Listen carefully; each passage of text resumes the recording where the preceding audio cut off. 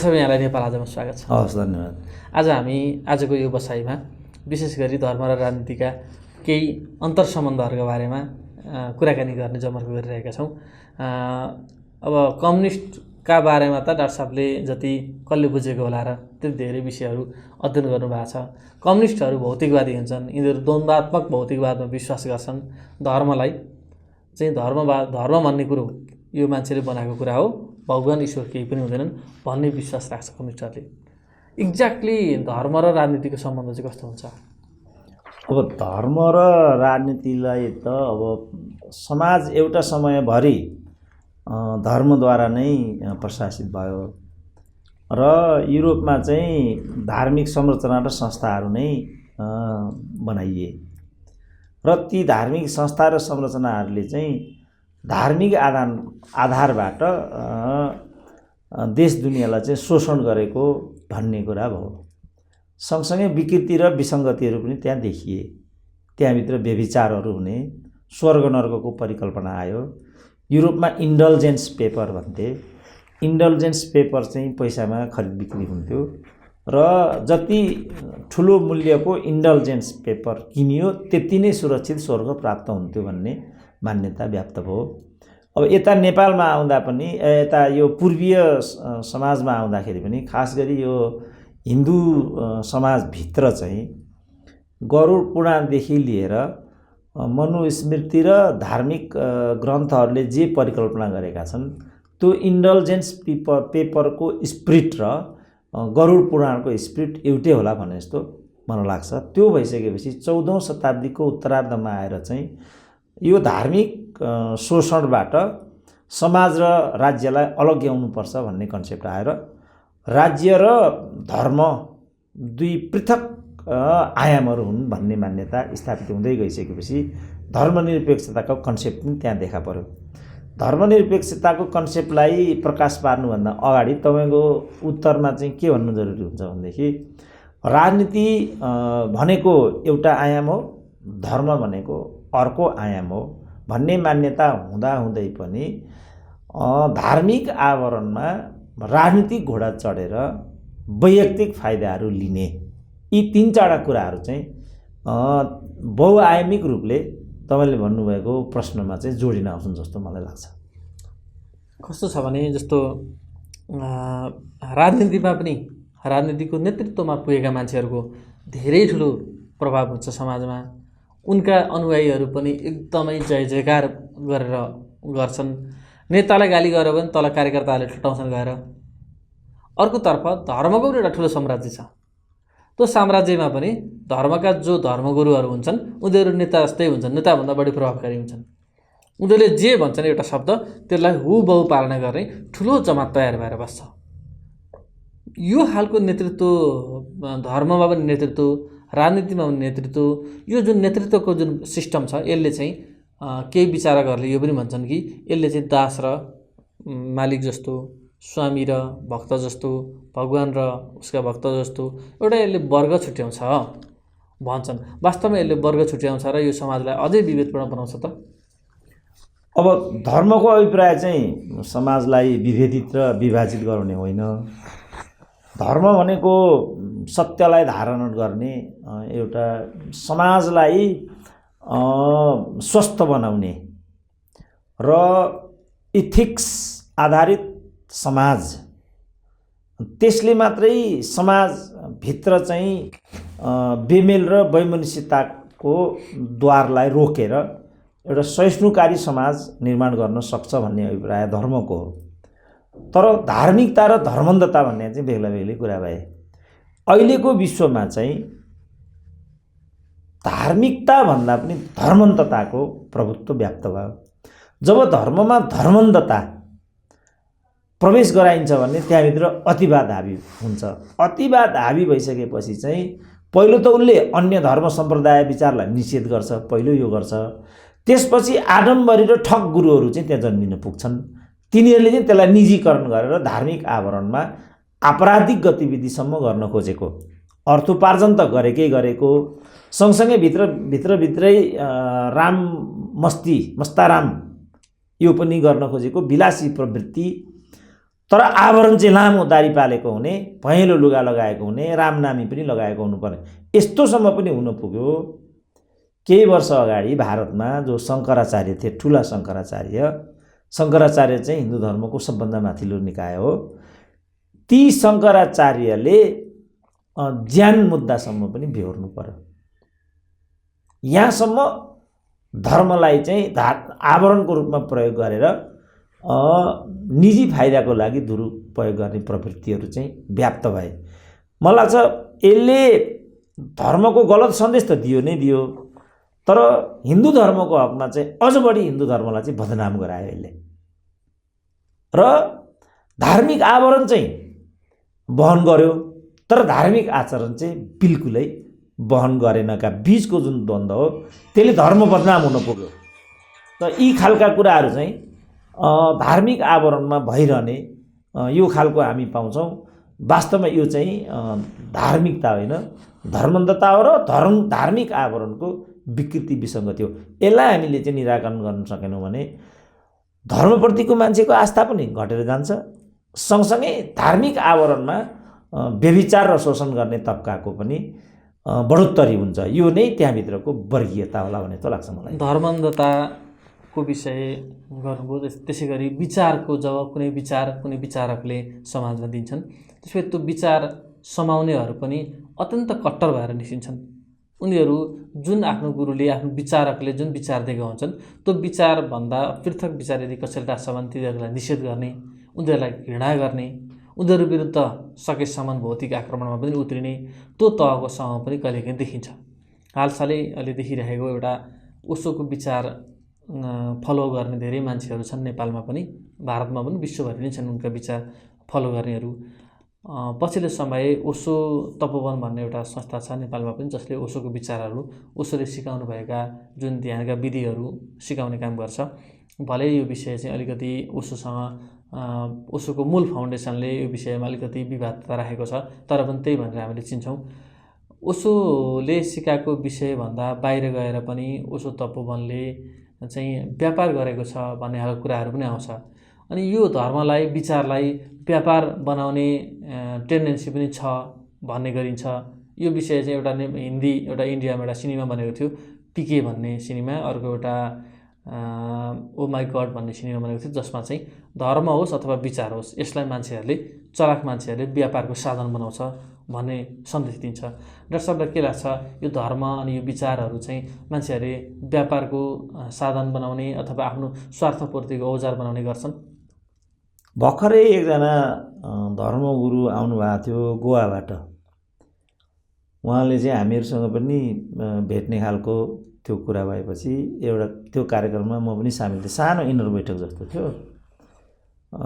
उहाँहरू चाहिँ दुईजनै चिकित्सकबाट, हस्बेन्ड वाइफ नै चिकित्सकबाट चाहिँ धार्मिक प्रचारक हुनुभएको रहेछ। अनि मैले उहाँलाई सोधेको थिएँ, तपाईँ चाहिँ के कारणले त्यत्रो एउटा प्रतिष्ठित पेसा छोडेर यो जगतमा प्रवेश गर्नुभयो भनेर। उहाँले त्यसमा आफ्नै खालको उत्तर दिनुभयो। कतिपय मानिसले विभिन्न किसिमका जिज्ञासाहरू त्यहाँ राखे। ती जिज्ञासाहरू त्यहाँ राख्दाखेरि उहाँले चाहिँ त्यसलाई अघि तपाईँले भन्नुभएको प्रवृत्तिबाट मुक्त रहिकन साँच्चै नै एउटा धार्मिक प्रचारक जस्तो, साँच्चै नै एउटा धार्मिक व्यक्ति जस्तो प्रस्तुति त्यहाँ उहाँले गरेको सुनेर म छक्क परेको थिएँ।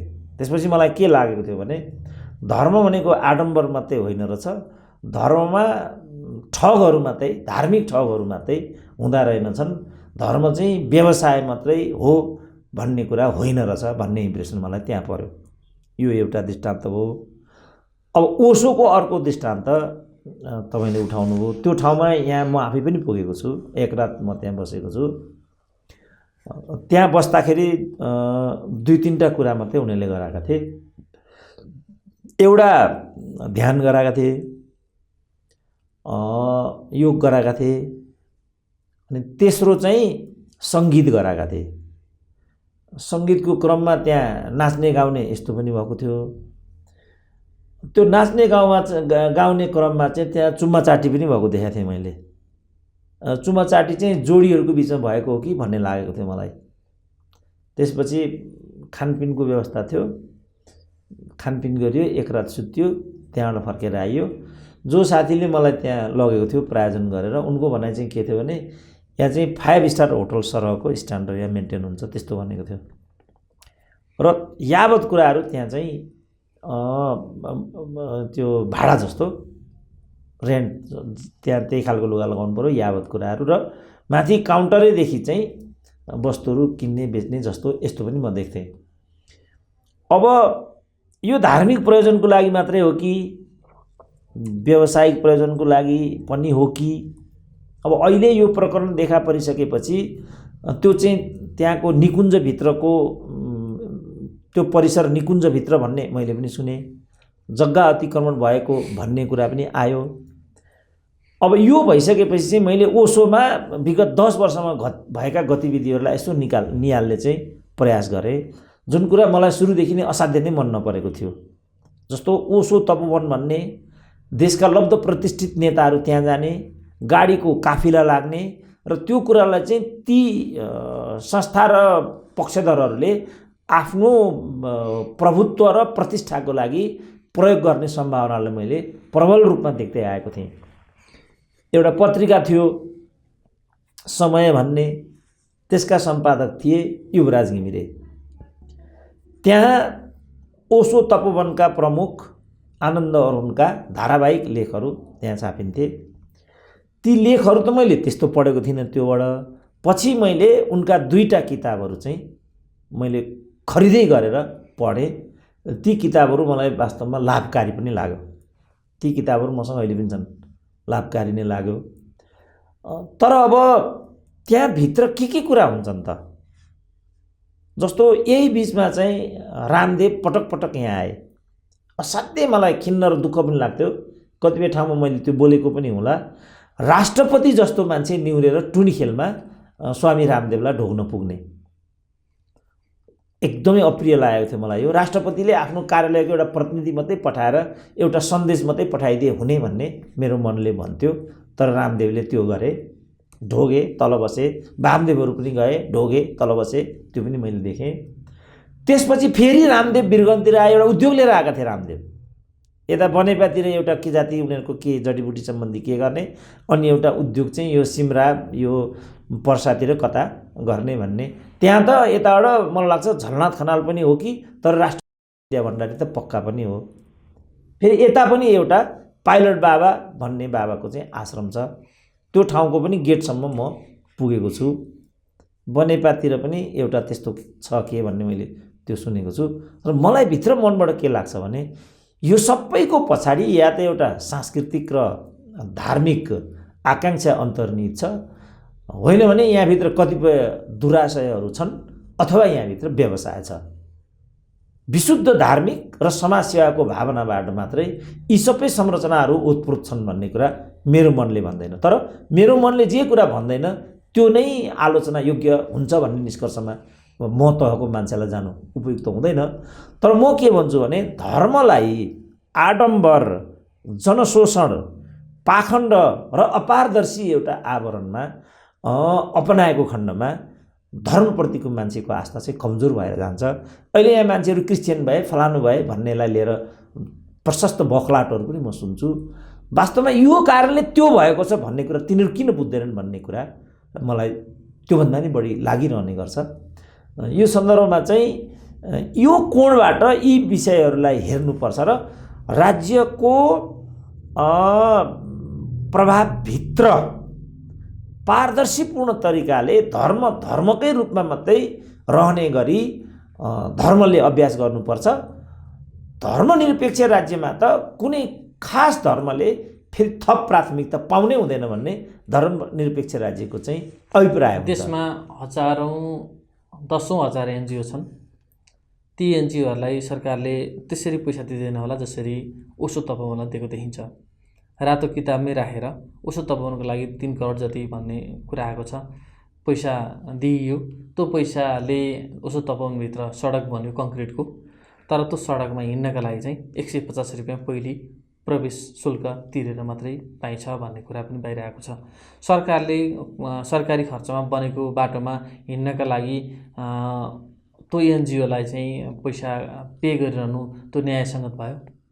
होइन। अब त्यो उसले त्यो किन दिइरहेछ उसले? अघि मैले भने मलाई चाहिँ के लागेको भनेदेखि धार्मिक आवरणमा ठुल्ठुला सन्त महन्तहरूले, यहाँ मात्रै होइन भारतमा पनि व्याप्त छ यो कुरा।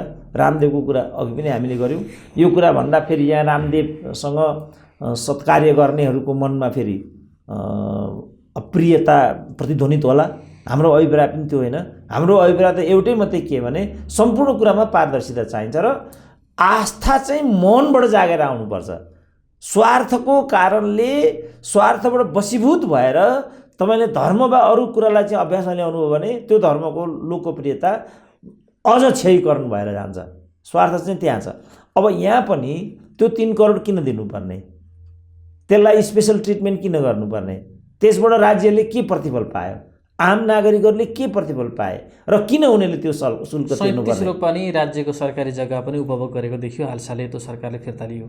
37 रोपनी जग्गा राज्यको प्रयोग गर्ने, 3 करोड रुपियाँ सडक बनाउनलाई लिने, अनि त्यहाँ बसेको खाएको चाहिँ पैसा फेरि लिने, अनि त्यो हिसाबले आय अर्जन गरे जस्तो, रिसोर्ट खोले जस्तो भयो भनेर पनि मान्छेहरूले आलोचना गरेका छन्। त्यस्तो आलोचना सान्दर्भिक देख्नुहुन्छ? त्यो हो भने त अझ उसले शुल्क तिर्नु पर्यो। त्यस्ता जमिन त लिजमा मात्रै लिन्छ दिइन्छ नि त। कुनै पनि भूमि भन्नु, दरबार नारायण एटी प्यालेसको अगाडिपट्टिको जुन भूमि हो त्यो चाहिँ अमेरिकन एम्बेसीले 100 वर्षको लागि लिएको भनेर मैले सुनेको छु। त्यस्ता खालका भूमि जति पनि छन् रिसोर्टको रूपमा अथवा अरू रूपमा पनि जति पनि भूमि छन्, राज्यलाई पो उल्टो तिर्नुपर्छ त। राज्यले उल्टो उसलाई दिने हो र भने त्यहाँ त। तर सर्वसाधारण त्यहाँ जानै पाउँदैनन्। गयो भने पैसा तिर्नुपर्छ सुरुमै। अब त्यो त्यसमा राज्यको के हो त कन्सर्न? त्यो बापत जे शुल्क जनताले त्यहाँ बुझाउँछन् त्यो बापत राज्यले के पाउँछ? त्यो चाहिँ करको दायरामा छ कि छैन? त्यो राज्यको ढुकुटीमा हुन्छ कि ओसो तपोवनको ट्रस्टमा वा त्यहाँका व्यवसायीहरूको गोजीमा जान्छ त? कहाँ जान्छ त? त्यो कुरा क्लियर हुनुपर्छ। जस्तो संसारमा चाहिँ पनि म जान्छु ठुल्ठुला ठाउँमा प्रवेश शुल्क हुन्छ। साउथ एसियामा चाहिँ धार्मिक संरचनाभित्र प्रवेश गर्दाखेरि मैले पैसा तिरेको सम्झना छैन। विदेशीहरूले तिर्छन्, जस्तो पशुपतिमा पनि विदेशीहरूले तिर्छन् होइन? हजुर, 1000 रुपियाँ तिरेरै छिर्छन्। उता बागमती पारी जाने बेलामा त्यहाँ यतापट्टि काउन्टर छ विदेशीहरूको लागि, त्यहाँ विदेशीहरूले पैसा तिरेर जान्छन्। त्यो स्वाभाविक भयो, किनभने त्यो एउटा इन्कमको सोर्स पनि भयो नि त। त्यसलाई मेन्टेन गर्नुपर्ने हुन्छ। यावत कुराहरूले गर्दाखेरि त्यसो गर्छन् होइन? अब यो त एउटा एनजिओ भयो, एनजिओको रूपमा दर्ता छ। ओसो भन्ने नाम आफैमा ट्रेडमार्क हो भन्ने विवाद पनि छ। यो विवाद त छँदैछ एक ठाउँमा। अर्को कुरा एउटा म डाक्टर साहबलाई सोध्न चाहेँ, जस्तो कि संस्कारको कुरा। नेपाली हिन्दू र भारतीय हिन्दू बिचमा फरक छ। डाक्टर साहबले त नेपाली हिन्दूहरू खासमा खस हुन् भन्दै आउनुभएको छ। त्यो विषयहरूमा अब धेरै बेग होला, त्यता नजाउँ होइन?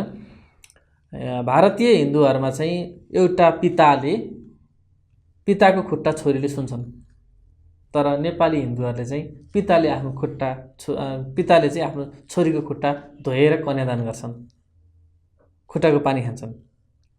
त्यो फरक छ। अब नेपाली समाजमा कस्तो देख्यो भने ओसो तपोवनकै विषयमा कुरा गर्दाखेरि त्यहाँका एकजना संरक्षकले आफ्नो खुट्टा मसाज गराइरहेको, त्यो पनि महिलाबाट फोटो आयो। त्यो फोटोले विवाद भयो। त्यही कारणले गर्दाखेरि एकजना मान्छे त के अरे प्रहरी हिरासतमा पनि हुनुहुन्छ, अन्डर इन्भेस्टिगेसन। वास्तवमा यो सौदिलो विषय हुन्छ डाक्टर साहब। एकजना महिलाबाट, हजुरले चाहिँ कुनै महिलाबाट आफ्नो खुट्टा मसाज गराउन सक्नुहुन्छ? हजुरलाई कम्फर्टेबल फिल हुन्छ? होइन, अब यदि व्यावसायिक रूपमा हो भने त्यो अर्कै कुरा भयो। मसाज सेन्टर हो भने त ठिकै छ। व्यावसायिक रूपमा चाहिँ त्यस्तो गर्छन् भनेर मैले सुन्छु। भर्खरै म चाइना भ्रमण गएको थिएँ, त्यो अनुभव लिन मलाई पनि मन थियो। तर अब मसाज केन्द्रमा जान मेरो प्रतिष्ठाले अलिकति मलाई उपयुक्त लागेन। तर जुन टुरिस्ट गाडीमा म हिँडिरहेको थिएँ त्यो टुरिस्ट गाडीले एउटा यस्तो सेन्टरमा पुर्याइदियो जहाँ त्यो प्रोभिजन रहेछ। मैले त्यो अनुभव त्यहाँ लिएँ होइन? अब यो जुन ओसो तपोवन केन्द्रमा मसाज सम्बन्धी जे प्रकरण त्यहाँ गराइएको छ, ती गराउने कर्ताहरूको हैसियत के हो? यदि शिष्यलाई त्यो रूपमा गराइएको हो भनेदेखि यो घोर आपत्तिजनक छ। कुन तहका मान्छेले कुन हैसियतले त्यो गर्छन्? जस्तो म अरू ठाउँमा पनि कतिपय लब्ध प्रतिष्ठित मान्छेहरूले यो गराउँछन् अरे भन्ने म सुन्छु। एकजना यो बौद्ध सम्प्रदायका ठुला व्यक्ति, ठुला भन्नाले पैसा तिरेपछि मन्त्री, प्रधानमन्त्री, जुनसुकै पदहरू पनि पाइहालिन्छ यो देशमा, पैसा खर्च गरेर त्यो पद हासिल गरेको भन्थे। अब कसरी त्यो पद हत्याए थाहा छैन, तर त्यो पद हासिल गरेका बौद्ध सम्प्रदायको निवासमा जाँदाखेरि पनि एकजना महिलाले नै खुट्टा दाबिरहेको अवस्थामा मैले देखेँ भन्ने एकजना पत्रकार मसँग भेटिए। त ठुला मान्छेले त व्यभिचार पनि गर्ने, जे पनि गर्ने एउटा प्रचलन जस्तो पनि छ। तर आम मान्छेको धार्मिक एउटा दृष्टिबाट हेरिँदा चाहिँ महिलाहरूले पुरुषहरूको चरण स्पर्श वा अन्य सेवा चाहिँ मैले देख्दा त्यो स्वीकार्य कुरा हुँदैन। एकजना पतिको खुट्टा छुन्छन्, त्यही बाहेक त नेपाली हिन्दू महिलाले कसो खुट्टा छुनुपर्छ र? अनि पतिले को पनि छुन छोडे अहिले त छोडे, तर संस्कारकै कुरा गर्ने हो भने पतिको खुट्टा ढोग्ने चलन छ। तर एकजना महिलाले पति बाहेक कसैको खुट्टा छुनुपर्छ? लाइफमा कसैको पर्दैन। अनि त्यो हुँदैन त्यो जेठाजुलाई त छुनु पनि हुँदैन। त्यो छँदैछ। र यो चाहिँ जस्तो सेवा गर्नु भनिहाल्यो नि, अब हामीले यो सेवा लिएको पुरुषले चाहिँ पत्नीबाट नै हो।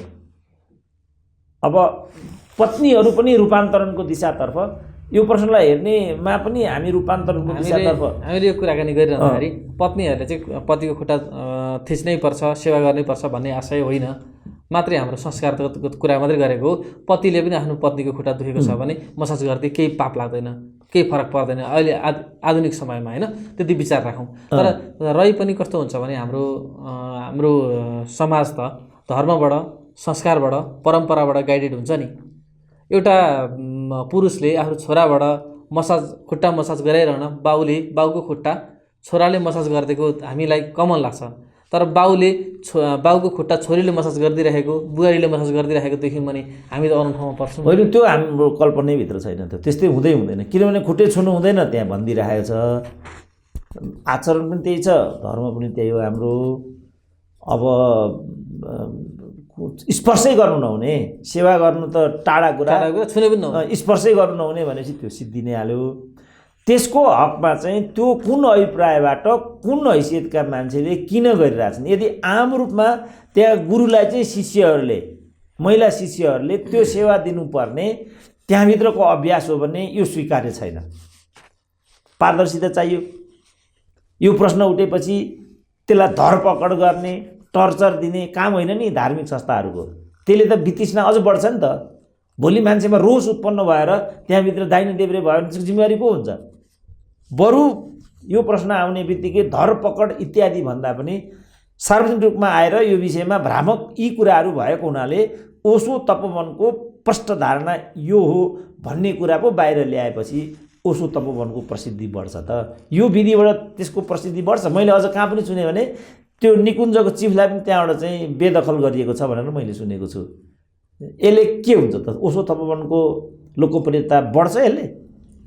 भोलि त मान्छेको मनमा चाहिँ एउटा रोष उत्पन्न हुन्छ कि ओशो तपोवन यो गर्दो रहेछ, ओशो तपोवनको यो कुरा बाहिर ल्याएको हुनाले यो व्यवहार भएको रहेछ, यो ओशो तपोवन भन्ने त यस्तो पो रहेछ भन्ने भयो भने ओशो तपोवनको ख्याति बढ्छ त्यसबाट। यो त ओशो आत्मघात हुन्छ नि त यो त। त्यस कारण के भएको हो? त्यसलाई जनताको छेउमा राखेर जनतासँग सहकार्य गर्ने, मिडियासँग पनि केही मिसअन्डरस्ट्यान्डिङ भएछ भने त्यो मिसअन्डरस्ट्यान्डिङ न्यारो डाउन गर्ने, सहकार्यको संस्कृति अगाडि बढाउने र पारदर्शिता अपनाउने, यो पो त लोकतन्त्रको विधि हुन्छ। योभन्दा पर गयो भने त त्यो संस्था र संरचनालाई त कल्याण त म त देख्दिनँ। मैले केही कुरा बोलेँ, मलाई नै धरपकड गर्ने, यो विधिबाट कुनै पनि समस्याको समाधान हुन्छ? मलाई लागेको कुरा भन्न पाउँदैन लोकतन्त्रमा। मैले भनेको कुरा आधारहीन छ भने आधार माग्नु पर्यो उनीहरूले, के आधारमा तिमीले यो कुरा भनिरहेछौ भनेर। मैले आधार दिएँ भने त मान्नु पऱ्यो नि त उनले त्यो कुरा त। लोकतन्त्र भनेकै त्यही हो नि त। धर्म भनेको पनि धर्मन्धता होइन, यो चाहिँ विवेक र चाहिँ सद्बुद्धिमा आधारित हुन्छ। त्यसलाई धारण गर्नु नै धर्म हो भन्ने व्याख्याको जग पनि त्यही नै हो। त्यो कोणबाट तपोवनले जानु स्वयं तपोवनको समेत चाहिँ हितमा हुन्छ। त्यो विधिबाट पर जानु चाहिँ मैले देख्दाखेरि तपोवनको लागि पनि आत्मघाती हुन्छ। त्यतिको दर्शन छाट्ने, पुस्तकहरू लेख्ने, संसारभरि प्रवचन दिँदै हिँड्ने गुरुले किन यो गुरुले त माफ पो गर्नुपर्छ त। गौतम बुद्धलाई चाहिँ मार्छु भनेर गयो एउटा मान्छे, डाकु अङ्गुली राम जसलाई भन्छन् नि यिनीहरू नै, यिनीहरूकै किताबबाट पढेको मैले। मार्न भनेर गयो अगाडि। मार्न गएपछि किन आइरहेछौ तिमी? भन्दा म गौतम बुद्धले त शान्ति सद्भावको कुरा गरिरहेछन्, हत्या हिंसाको विरोध गरिरहेछन् उनले। त्यो हत्या हिंसा निषेध गर्ने भने त डाकुको त गरिखाने माध्यम नै अन्त्य हुने भयो। डाकु उत्तेजित हुनु स्वाभाविकै थियो। गौतम बुद्धलाई नै सिद्ध्यान्छु भनेर आयो अङ्गुलीमाल। किन आयो भन्दा म तिमीलाई मार्नको लागि आइरहेको छु। किन? तिम्रो सद्व्यवहारबाट हाम्रो व्यवसाय चौपट भयो। ठिकै छ, मार्ने नै हो भने त ठिकै छ, तर मार्नुभन्दा अगाडि तिमीले एउटा काम गर्नु पर्यो। के काम गर्ने त? यो रुखको एउटा हाँगो चाहिँ भाँचेर मलाई ल्याइदेऊ, त्यसपछि तिमी मलाई मार। अब अङ्गुलीमा डाकु रुखै ढाल्छु भन्ने, हात्ती नै पल्टाउँछु भन्नेलाई एउटा रुखको हाँगो भाँच्नलाई के आपत्ति थियो? भाँचेर ल्याएर दियो। दिएपछि ल ठिक छ, अब यति गरिहाल्यो, अझ एउटा काम तिमीले गरिदेऊ। के काम गर्नु पर्यो? यो हाँगो लगेर त्यहाँ जोडिदेऊ। कुरो बुझ्यो उसले कि के भयो यहाँ भनेर। त्यस कारण तिमीलाई त्यो मात्रै काम गर्ने अधिकार छ जो तिमी गर्न सक्छौ। तिमी जोड्न सक्दैनौ भने तिमीले यसलाई भाँच्नै सक्नु हुँदैन, भाँच्नु हुँदैन। त्यो तिमीले सोच्नु पर्थ्यो यो भाँच्नुभन्दा अगाडि मैले यसलाई जोड्न सक्छु कि सक्दिनँ भनेर। यो आफ्नो बारेमा प्रश्न उठाउने मानिसहरूले आफूसँग आफूप्रति गरेका आलोचनाहरूबाट प्रतिक्रियात्मक हुने त आम मान्छेको पोजिसन हो। विशिष्ट मान्छेले यस्तो गर्नु हुँदैन। विशिष्ट मान्छेले त गान्धीकै कुरा आयो, कसैले एक थप्पड हान्यो, अर्को थप्पड दिनुपर्छ। जो अघि मैले सुरुमा डाक्टरको कुरा गरेको थिएँ, उनले के भन्थे भने त्यो विधि ठिक थिएन।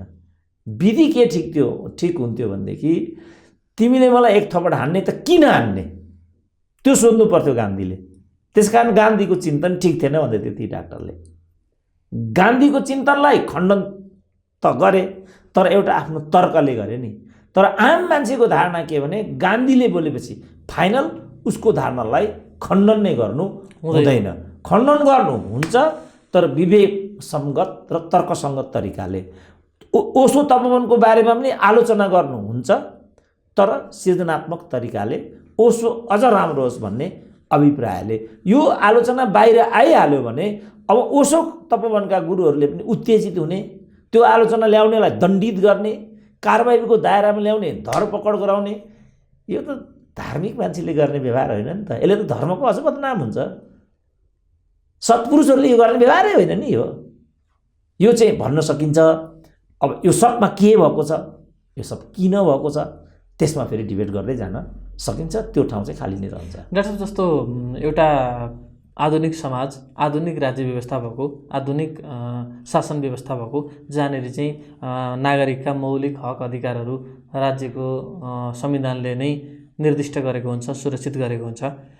जस्तो हाम्रो जस्तो देश भनौँ न, यहाँ प्रजातन्त्र छ, बहुदलीय प्रजातन्त्र छ। मानवाधिकारका आधारभूत कुराहरूलाई संविधानले नै ग्यारेन्टी गरेको छ। स्वतन्त्रता, प्रेस स्वतन्त्रतालाई प्रेस स्वतन्त्रता मात्रै नभएर पूर्ण प्रेस स्वतन्त्रता पनि मानेको छ। यति हुँदाहुँदै पनि बेला बखत राज्यका निकायहरूले नि यो प्रेस स्वतन्त्रता, प्रेसमाथि चाहिँ अङ्कुश लगाउने, सेन्सरसिप गर्न खोज्ने, औपचारिक र अनौपचारिक हिसाबले तैँले छापेको समाचार मलाई ठिक लागेन अथवा अरूलाई ठिक लागेन, अरूलाई ठिक नलागेको कारणले मलाई पनि ठिक लागेन, त्यस कारण त यो त समाचार हटा। गुणगान गाउने खालको, स्तुति गाउने खालको समाचार मात्रै लेख, यो संस्थाको नलेख, त्यो संस्थाको लेख, यो विचारकलाई, यो आलोचकलाई बोला, त्यसलाई नबोला। सुरेन्द्र केसी सरकारको बारेमा चाहिने भन्दा बढी आलोचना गर्छ, यसलाई चाहिँ नबोला। सरकारको बारेमा एकदम चाकडी गर्ने, यसलाई चाहिँ बोला भन्ने खालका चाहिँ विषयहरू आउँछन्। यस्तो खालको परिष्कृत र आधुनिक बनेको शासन व्यवस्थामा पनि, जहाँ संविधानले नै यस्ता कुराहरूलाई, मौलिक हक अधिकारलाई निर्दिष्ट गरेको हुँदाखेरि पनि यस्ता विषयहरू आउँछन् भने यसलाई हामीले कसरी बुझ्नुपर्छ? अब तपाईँले प्रश्न चाहिँ राम्रो नै गर्नुभएको छ होइन, निकै राम्रो प्रश्न नै छ यो। तर यो राम्रो प्रश्नको उत्तर अझ राम्रो दिनुपर्ने अघि मैले गरेको व्याख्याको आधारमा चाहिँ यसमा म कस्तो देख्छु भने, जस्तो 2-3टा दृष्टान्त दिन्छु। भेरी टेरिबल एक्जाम्पल, सोसियल मिडियामा पनि देखा परेका एक्जाम्पलहरू हुन्, बट भेरी टेरिबल। एउटा दृष्टान्त के छ भनेदेखि, सोसियल मिडियामा राष्ट्रपतिलाई अमुक जन्तु बनाएर प्रधानमन्त्रीलाई अर्को जन्तु बनाएर त्यो माथि उकालेको दृश्य एउटा, त्यो दृश्य नम्बर 1।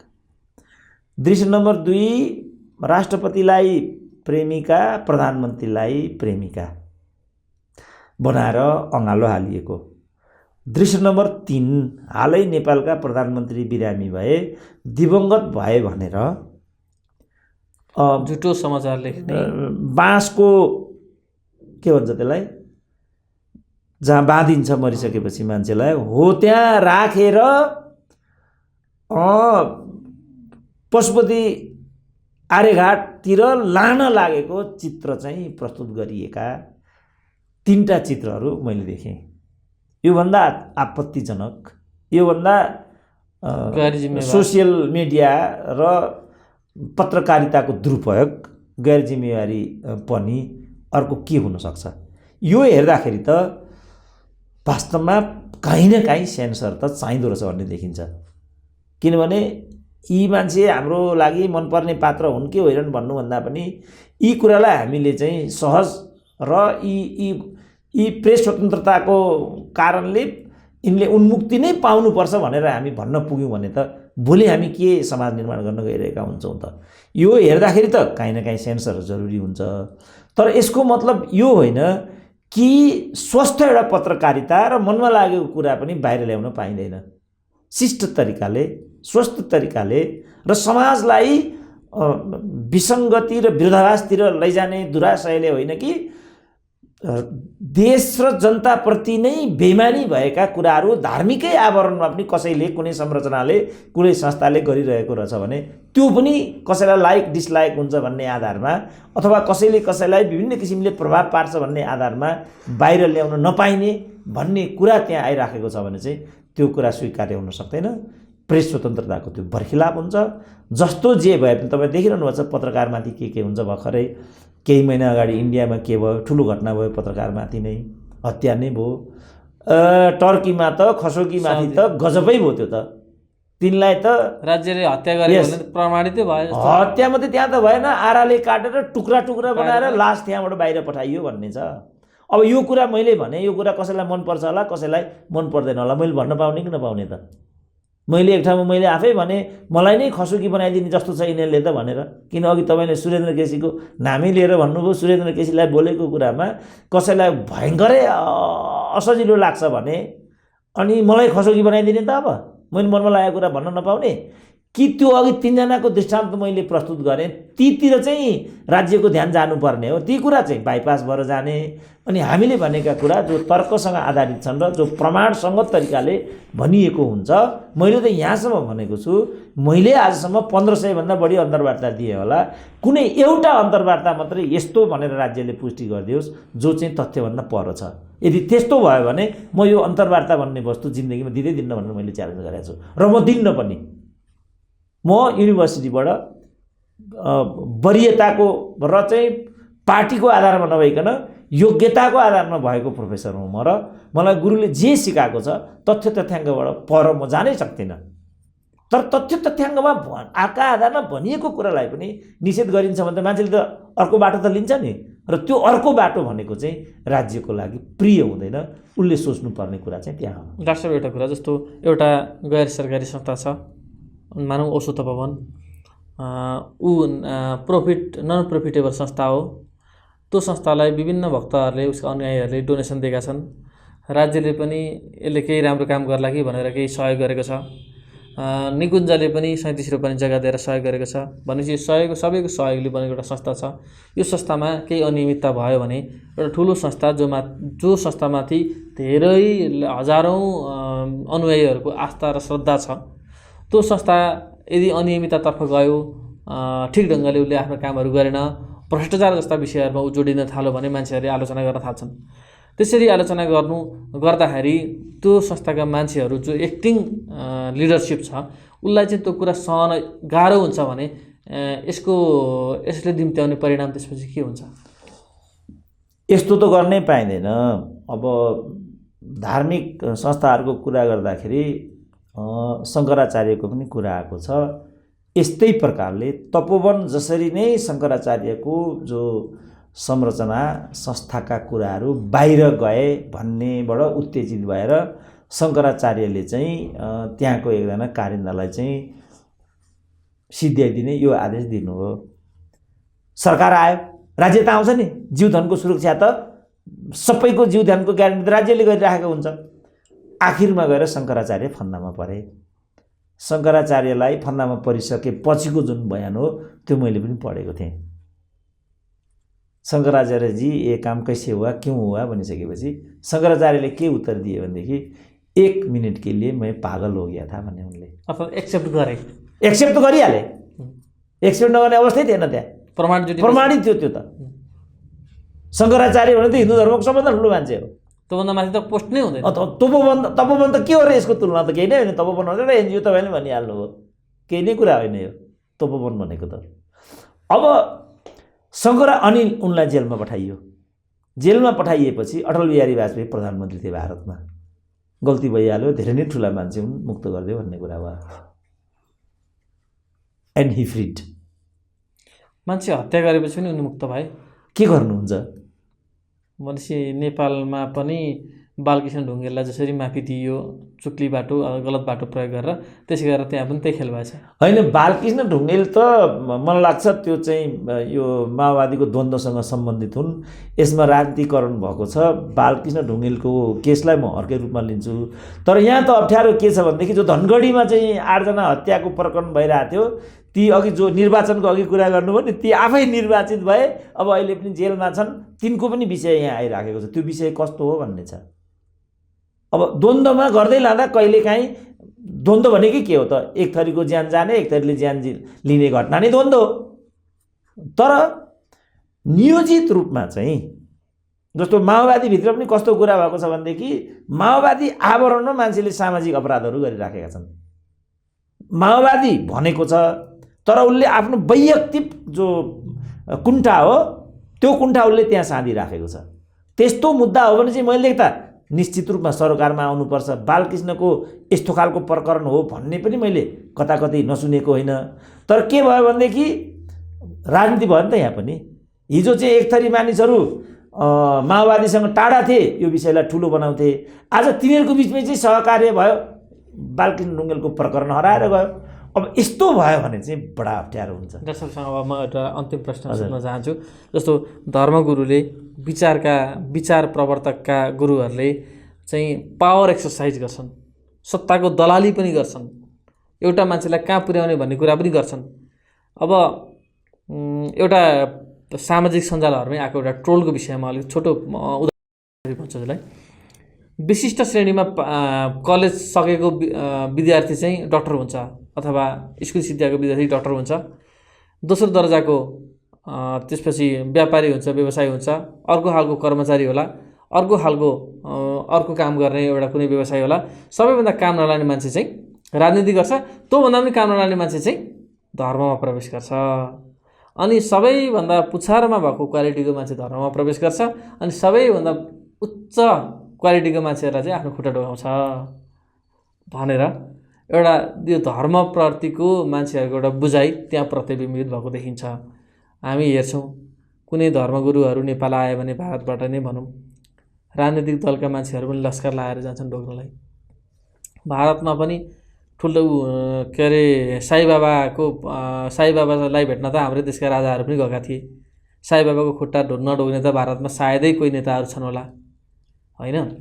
भनेपछि यी धर्मगुरुहरूले चाहिँ सम्पूर्ण राजनीतिलाई पनि प्रभाव पार्ने, सत्ताको दलाली गरिदिने, एउटा मान्छेलाई कहाँबाट कता पुर्याइदिने, त्यो खालको काम पनि उनीहरू गर्छन्। राजनीतिक संयन्त्रमा, राजनीतिक सत्तामा पनि उनीहरूको प्रभाव रहन्छ भन्ने गरिन्छ। वास्तवमा यस्तो देख्नुहुन्छ डाक्टर साहबले? अब यस्तो त छ। त्यसै कारण कार्ल मार्क्सले धर्म चाहिँ अफिम हो भने हो। अफिम खाएपछि त मान्छेको दिमागले काम गर्दैन। अनि कहाँ गएर ढोग्नुहुन्छ, कहाँ गएर ढोग्नु हुँदैन भन्ने भ्रमला उत्पन्न हुन्छ। भर्खरै राष्ट्रपतिको चरणमा खुट्टा घुँडा टेकेर जमलाहात गरेर टीका ग्रहण गरेको, ती ग्रहण गर्ने मान्छेहरू पदका दृष्टिकोणले कति माथिका थिए भन्ने कुरा त दृष्टान्त र आलोचनाको विषय सोसियल मिडियाहरूमा बनि नै रहेको छ। जहाँसम्म क्याटेगोराइज गर्नुभएको छ तपाईँले यो क्याटेगोरीको यो हुन्छ ऊ क्याटेगोरीको ऊ हुन्छ भन्ने कुरा नेपालमा चाहिँ छासमिसी देखिन्छ। त्यसको अवस्था पनि दुरुस्त देखिँदैन। जस्तो टपर बाबुरामलाई कहिले पनि सेकेन्ड भएन भनियो, राजनीतिमै छन्। सिपी मैनाली पनि बोर्डमै आएका मान्छे हुन्। प्रकाश चन्द्र लोहनी पनि बोर्डमै आएका मान्छे हुन्। अनि हाम्रो रामशरण महत, प्रकाश शरण महत, मिनेन्द्र रिजाल जस्ता मान्छेहरू पनि पढैया मध्येमै हुन्। बिपी कोइराला त ब्रिलियन्ट हुन् भन्ने कुरा मै मान्छु। कतिपयले त हाम्रो भर्खरै दिवंगत भएका चक्रबाँसतोला उनको बारेमा बिपी कोइरालाले पोर्ट्रेट अफ बिपी कोइराला भन्ने एउटा किताब छ, त्यसमा उनले नामै लिएको छ। अब अन्यत्र पनि हेऱ्यो भनेदेखि अब धार्मिक आवरणका यहाँभित्रका केही पात्र मात्रै तपाईँको उठाइयो भनेदेखि पनि जो पण्डित नारायण पोखरेल थिए, उनले जसरी चाहिँ विभिन्न किसिमको पुँजी सर्कुलेसन गर्ने माध्यमको रूपमा धार्मिक फोरमलाई प्रयोग गरेका थिए, त्यो हेर्दाखेरि ब्रिलियन्ट जस्तो नै लाग्छ। पण्डित नारायण पोखरेल जसको हत्या भएको छ। त्यसपछि धार्मिक आवरणकै मान्छे हुन् योगी नरहरिनाथ। योगी नरहरिनाथ धार्मिक मान्छे थिए, तर इतिहास अनुसन्धानमा उसको ठुलो चाहिँ चाख थियो। कमसेकम मभन्दा त धेरै नै माथिल्लो तहको अनुसन्धान उनले गरेका छन्। अब पुरानो पढाइको मान्छे भएको हुनाले विधिमा त उनी गएका छैनन्। विधिमा म अगाडि हुँला, तर सङ्कलनमा त मभन्दा धेरै अगाडि छन्। त्यस कारणले उनी विद्वान हुन् भन्ने पनि देखिन्छ। स्वामी प्रपन्नाचार्यको नाम त तपाईँले पनि राम्रोसँग सुन्नुभएको छ होला, होइन? उनले किताब पनि लेखेका थियो एउटा वेदमा के छ लगायतका उनका किताबहरू छन्। र 30 वर्षको उमेरमा पढ्न थालेर वेदमा पिएचडी गरेको भन्ने छ। र त्यसो गर्ने पहिलो नेपाली हुन् भन्ने पनि छ। मङ्गोल कुलका सबभन्दा ठुला नेपाली हुन् भनेर मैले पनि उनको बारेमा लेखेको छु। त्यस कारण नट नेसेसरी यही मान्छे यस्तै हुन्छ होला भन्ने त। जस्तो म एउटा गाउँमा पढेको, साधारण स्कुलमा पढेको मान्छे तपाईँसँग बोल्न लायक भएको छु। नट नेसेसरी कि गाउँमा पढेको मान्छेले केही पनि गर्न सक्दैन। लुइटेल स्कुल नै एकदमै ग्रामीण स्कुल थियो, जहाँबाट बाबुरामले बोर्ड टप गरे। तपाईँ नेपालको राजनीतिक कुरा गर्नुहुन्छ भने काठमाडौँको राजनीतिक कार्यकर्ता कुनै राजनीतिक दलमा अस्ति छैन। कि जुम्लाबाट आएको छ, कि हुम्लाबाट आएको छ, कि ताप्लेजुङबाट आएको छ, बाहिरबाट आएको, कि कहाँबाट आएको छ। विराटनगरले त 3टा प्रधानमन्त्री नै दिइहाल्यो। नट नेसेसरी मान्छेको अभ्यास प्रतिबद्धताले को कहाँ जाने, को के हुने भन्ने कुरा छ। यो कुरा पक्कै हो कि राजनीतिक रूपमा अगाडि आएका मानिसहरू सबै सत्पात्र छन् भन्ने कुरा होइन। ब्याक बेन्चरहरूले एउटा मान्छेहरूको अहिलेको टेन्डेन्सीलाई एउटा एस्पेक्टबाट त्यो क्याटेगोराइज गरेको सामाजिक सञ्जालमा आएका विषय मात्रै हो। त्यो सत्य विज्ञान होइन, त्यो विज्ञान होइन, खालि मान्छेहरूले आफ्नो देखेको पर्सेप्सन मात्रै हो, होइन? मैले यो कुरालाई कहाँ मात्रै लगाएर जोड्न खोजेको भने यो धर्मका गुरुहरूले, धर्मका ठेकेदारहरूले राजनीतिलाई पनि प्रभावमा पार्छन् भन्ने कुराहरू कतिसम्म सत्य? एकदम डर्नु। भारतमा चन्द्रास्वामी भन्थे। चन्द्रास्वामी राजनीति, इन्दिरा गान्धीका राजनीतिक सल्लाहकार, धार्मिक गुरु भनिन्थ्यो चन्द्रास्वामीलाई। पछि उनले जेलमै जानु पर्यो। चन्द्रास्वामीको कुरा यो छ। रामदेवको त मैले नै पनि चाहिँ प्रवचन अस्ति सुनेको थिएँ। हम लोग मोदी जी को जिताए हैं, दिल्ली के पावर में पहुँचाए हैं, फिर भी पहुँचाएंगे भन्दै थिए। सिद्धिहाल्यो कुरा। र भारतको राजनीतिमा त तिनीहरूले नै धेरै निर्णयहरू गर्छन् भन्ने छ। यहाँ पनि तपाईँले देखिरहनु भएको छ रामदेव इत्यादि आउँदा के गर्छन् भन्ने कुरा त हामीले अघि पनि गरिहाल्यौँ, जसको कुनै पनि अर्थ छैन। गुरुप्रति मेरो द्वेष होइन, आई रेस्पेक्ट द गुरुज, तर गुरु नै रहनुपर्छ, त्यसले मात्रै हिन्दू धर्मको कल्याण गर्छ भन्ने स्कुल अफ थटको मान्छे छु म। अब जस्तो गुरुहरूको छवि विवादास्पद हुन्छ भन्ने सन्दर्भमा चाहिँ श्रीनिवास होइन, पण्डित श्रीनिवास आफैलाई गोली हान्न आफै के हो त? त्यो क्लाइमेक्स होइन, त्यो एकदमै यो चाहिँ अफेन्डेड एक्ट हो। यो एउटा गुरुको ठाउँबाट यो यो यो स्वीकार्य छैन। यो एक। अब कमला नयनाचार्य पनि त्यतिकै विवादमा हुनुहुन्छ। मैले भन्नु नहुने थियो होला, गुरुले विचार मलाई पनि सद्भावना दिनुहुन्छ, होइन? तर उहाँहरूको जुन कार्य प्रक्रिया छ, हाम्रो पण्डित नारायण पोखरेलकै पनि हामीले अघि कुरा गऱ्यौँ, प्रशस्त विवादहरू उहाँको माथि पनि थिए। अझ उनका पुत्र जो पछिबाट चाहिँ फेरि वाचन शिरोमणि यस्तै के टाइटल लिएर हिँडिराखेका छन्। त यिनीहरूले पुरा चाहिँ धर्म र आफ्नो धार्मिक गतिविधिलाई चाहिँ व्यवसायीकरण गरेका छन्। योबाट चाहिँ हिन्दू धर्मको सर्भिस हुन्छ भन्ने कुरा मलाई लाग्दैन। धर्मलाई धर्मकै रूपमा रहन दिनुपर्छ र चाहिँ आचरणद्वारा अहिलेको पिँढीलाई जित्न सक्नुपर्छ। अहिलेको पिँढीले यसलाई अपनायो भने मात्रै धर्मगुरुहरूको प्रतिको सद्भाव चाहिँ बढेर जान्छ, प्रसिद्धि बढेर जान्छ। यो कुरा मैले बारम्बार भनेर पनि आइराखेको, जस्तो योगी नारायणनाथकै कुरा भयो, स्वामी प्रपन्नाचार्यकै कुरा आयो, जति पनि अरू कमलानारायणचार्यकै कुरा छ, गुरु श्रीनिवासकै कुरा छ, जति पनि धार्मिक व्यक्तिहरू छन् ती धार्मिक व्यक्तिहरूलाई अहिलेको पिँढीले अपनाउनु पर्यो। अहिलेको पिँढीले अपनाउनको लागि उनीहरूको सोच चाहिँ के हुनु पर्यो भन्दाखेरि विज्ञानमुखी हुनु पर्यो, तर्कमुखी हुनु पर्यो र वास्तविकताको जगमा उभिनु पर्यो।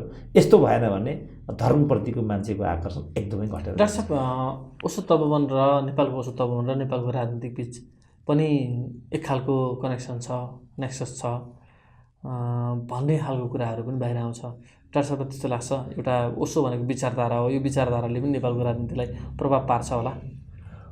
पार्छ, होइन भने चाहिँ ओशो तपोवनमा काफिला लगाएर 500 गाडीले प्रधानमन्त्री लगायतका व्यक्तित्वहरूले किन पुग्नु पर्ने त? त्यहाँ के छ त्यस्तो? त्यहाँ त एउटा आफ्नो प्रतिनिधि मात्रै पठाउने हो, एउटा शुभकामना मात्रै पठाउने हो। न्यायाधीशले भयो, प्रहरीको प्रमुखले भयो, राजनेताले भयो, चाहिने नचाहिने ठाउँमा पुग्ने भने मञ्च दुरुपयोग हुँदैन। अहिले जस्तो भनौँ न, अघिकै सोसियल मिडियाको दुरुपयोगको कुरामा एउटा तस्बिर मैले के देखिरहेको थिएँ भनेदेखि प्रधानमन्त्रीको काखमा यता एउटा केटी एउटा यता केटी राखेर कञ्चनपुरका बम दिदीबहिनीहरूको रूप हेर भनेर तल लेखिरहेको थियो। ती कञ्चनपुरका दिदीबहिनी पनि थिएनन्, ती कुनै केटीहरू थिए बिचरा, तिनीहरू जसलाई ल्याएर जोडियो यहाँ। तर आम मान्छेको त first impression is the last भन्ने हुन्छ।